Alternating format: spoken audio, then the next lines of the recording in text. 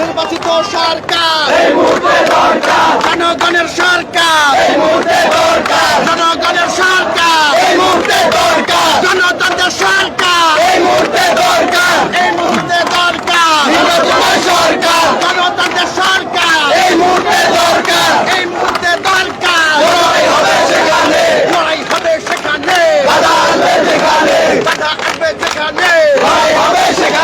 লড়াই হবে সেখানে জিয়ার সৈনিক এক হও লড়াই করো জিয়ার সৈনিক এক হও লড়াই করো তারেক রহমান বিরানের বেশে আসবে ফিরে বাংলাদেশে তারেক রহমান আসছে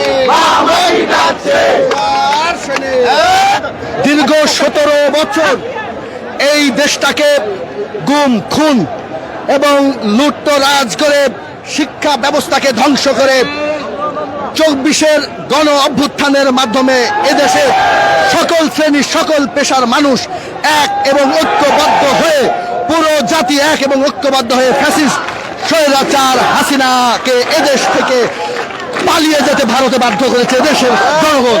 কিন্তু আমরা 5 তারিখের পরবর্তী সময়ে দেখেছি যেখানে সারা বাংলাদেশের মানুষ এক এবং ঐক্যবদ্ধ হয়ে পুরো জাতিকে এক এবং ঐক্যবদ্ধ করে নতুন বাংলাদেশ বিনির্মাণের একটি স্বপ্ন দেখছে। আমরা ঠিক সেই সময় দেখতে পাচ্ছি এই দেশে আইনের কোনো শাসন নাই, মানুষের জানমালের কোনো নিরাপত্তা নাই, মানুষ খুন রাহাজানি ছিনতাই ডাকাতি ধর্ষণের মতো এমন সবকিছু এই দেশে বেড়ে চলেছে। আমরা মনে করি এই 5 তারিখের পরবর্তী সময়ে এই সরকার সম্পূর্ণ ব্যর্থতার পরিচয় দিয়েছেন। আমরা বারবার তাদেরকে সতর্ক করা সত্ত্বেও তারা নিজেদেরকে সংশোধন করতে ব্যর্থ হয়েছে।